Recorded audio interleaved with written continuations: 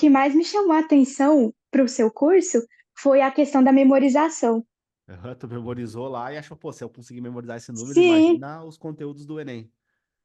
aham, esse foi o principal motivo. Uhum. Mas eu tenho uma dúvida com Mas relação à você não ficou com redação. medo? Você não ficou com medo de Fi- fazer o investimento no método? fiquei com medo sim, mas fui mesmo assim. Aham.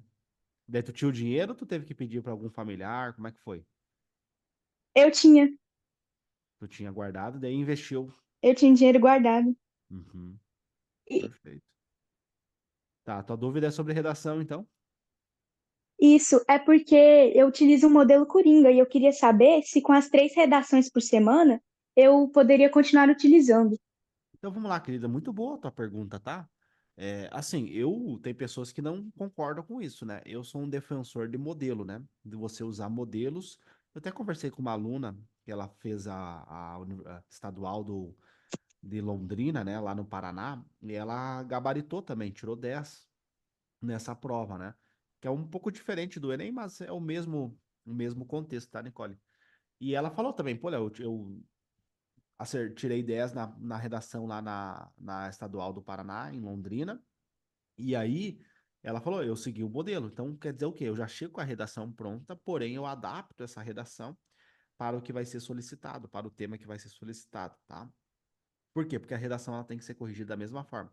A minha redação, a da Nicole, a da Fernanda, a da Luana. Então todo mundo, os corretores têm que corrigir da mesma forma, tá? Então, você vai ter esse protocolo, você vai ter uma estrutura na sua mente, tá? Cada pessoa vai ter, pô, eu prefiro Constituição. Aí tu vai falar, Nicole, eu prefiro usar uma alusão histórica de Revolução Francesa. Eu, por exemplo, gostava muito da argumentação de educação e saúde, né? Eu faço medicina e sou professor. Então, para mim, tudo se resolve, as problemáticas sociais se resolvem por meio da educação e saúde. Mas isso é uma característica minha. Daqui um pouco as pessoas vão achar que tecnologia. Pô, Léo, eu acho que tecnologia pode resolver grandes problemas. Aí cada um vai ter os. Ah, Léo, eu acho que a família, eu acho que a raiz dos problemas está na família. Beleza, cada um vai ter as suas características, monta o seu protocolo ali, o seu modelo, né? E aí a pessoa, né, só adapta ao tema. A obesidade infantil, aborto, enfim, né? É, o tema que vier, a pessoa vai adaptar. Correto, Nicole? Correto? Beleza. Aí, o que acontece? Dentro da metodologia de estudo ATM, eu trabalho com uma linha o seguinte, que você deve escrever essa redação em 60 minutos. Por que tu acha que a redação deve ser escrita com só 60 minutos? Porque senão não dá tempo de fazer as outras questões. Inclusive, esse é um problema que eu tenho, porque eu demoro muito tempo para escrever, e tanto é que no Enem do ano passado eu escrevi a redação, eu demorei muito tempo e tive que pular várias questões. Exato. Então a pessoa fica estudando redação, redação isso, redação aquilo, e aí chega na hora do Enem, a pessoa não consegue escrever uma redação com 90 questões, entende? Uma coisa por exemplo, o Gabriel, né? O Gabriel fazer a redação sozinho. Outra coisa é ele fazer a redação com 90 questões. É diferente, né? Então tem muitas pessoas, né? Eu não sei quantas vezes tu treinou isso, Nicole. Quantas vezes você treinou ano passado, 2023, fazer uma redação com 90 questões?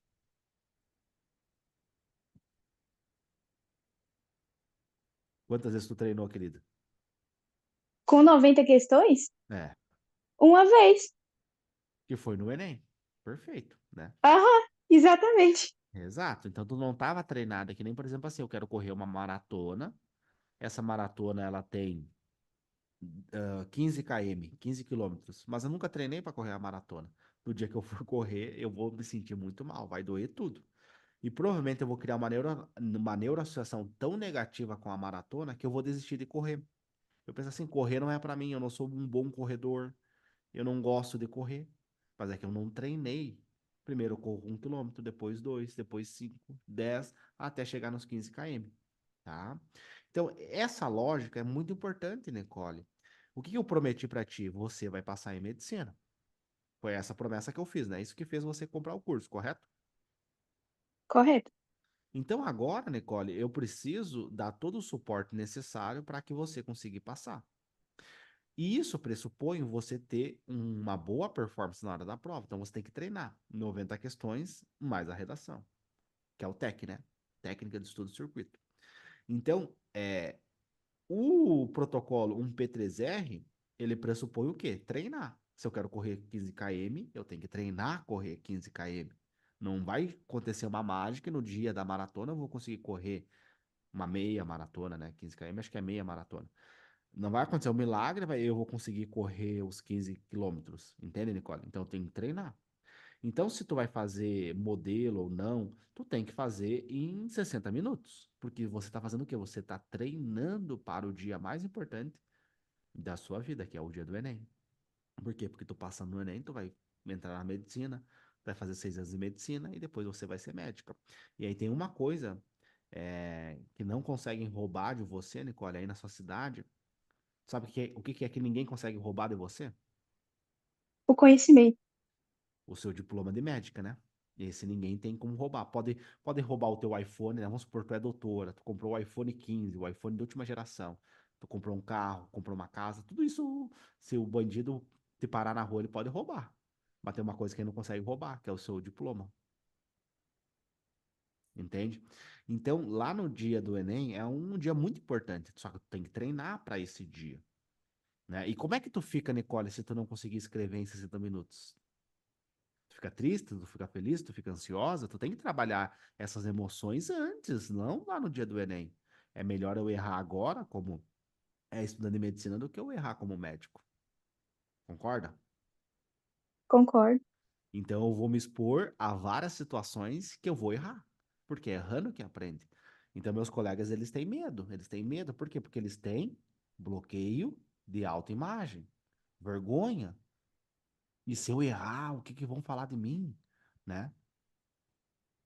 E se eu entrar aqui, se eu ligar a câmera aqui, talvez o meu cabelo estiver errado, talvez a minha cara, não sei o quê. É um bloqueio de autoimagem, é um bloqueio de necessidade de aprovação, que é um bloqueio muito importante, tá, Nicole? Tem que trabalhar isso daí.